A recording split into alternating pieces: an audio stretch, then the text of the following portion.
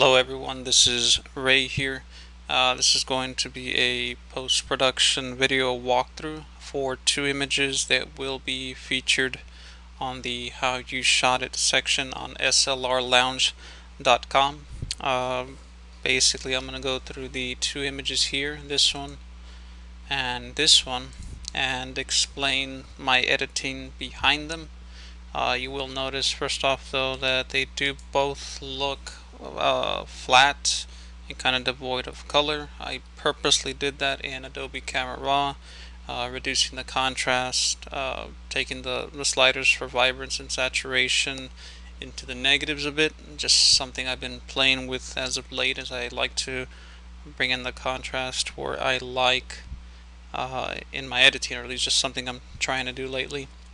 Let me go ahead and start with this one here, which is, I guess, well, one of my favorites as of late.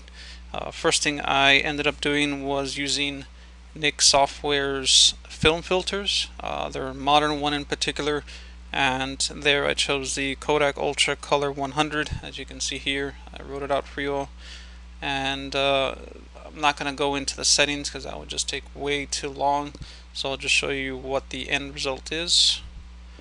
You can see immediately pretty much a lot of the contrast and color I took out is brought back into the picture, but if you were to compare with the original, it's still actually quite a bit different. It's one of my favorite filters that I've been playing with a lot lately.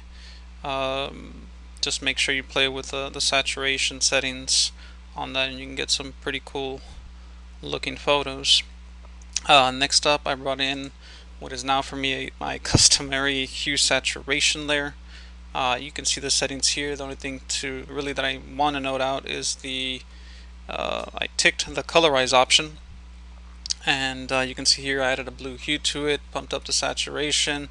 Lightness I left it alone, and let me show you what that does. Kind of gives it a blue purple overall look to the picture. Not too much yet at this point, but we'll get to the blue image here in just a bit. Next up was a curves adjustment layer, in which you can see here I brought down the shadow side of the midtones quite a bit to darken the image overall, and I used a mask here to keep that effect from pretty much darkening the face more than what I wanted it to. So again, that is before and after. Next up here, really where the image gets its look, is the photo filter from Photoshop. You can see here it's a bit small, but it is the Cooling Filter 80. Used it at 20% density, and that really gives the image its cool look pretty much overall. Next up, I did a small, very small adjustment here to her lips. I'm not sure if you can see it in the video, but that is before and after, and just tried to bring the lips out a little bit. Very subtle though. And last thing here I did in the image was bring out the details in her jacket, which I liked very much, using Calvin Hollywood's FAD technique. If you're not familiar with it, I'll go ahead and provide a link in the description below. Check it out. He has some just really cool tutorials. I picked that up from him, the hue saturation, and something else I'll go into in a moment. Let me go ahead and take that on and off so that you can take a look. That is before and after. Before and after.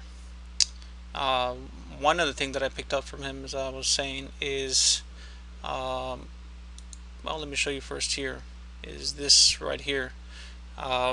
Basically what you do, you take all your layers, you select them all, and you convert them into a smart object, and you end up with this here, which really this allows you to add your sharpening to the entire image, but have it non-destructive and still be able to go back, of course, and adjust it as need be. Again, that's also from Calvin. So let me show you here. This is the image before, without the unsharp mask, and after. before, after. So again, I can't praise him enough. His tutorials are amazing, simple, straightforward, but they really make a difference in your images. So go ahead and check him out. That's pretty much that image. Let me go on to the second one here. Again, flat, no contrast, very little color. This one uh, not as much going on as the previous image. Pretty much in these layers here, I just build up the contrast more or less to what it was, and just the tonal contrast that kind of changed up the image, which again is from Nick, Color Effects Pro 4 line of filters. So let's go through it here. First one is the hue saturation adjustment layer. Again, I take the colorize, I added a warmer hue to this one as opposed to the cool one on the previous image. The saturation, I didn't bring it up as much, and I did lighten the effect. So that's before, after, before, after. Next up, again, building on the contrast, is a black and white layer under the soft light blending mode at 20% opacity. And again, it's just straight adding more contrast to the image.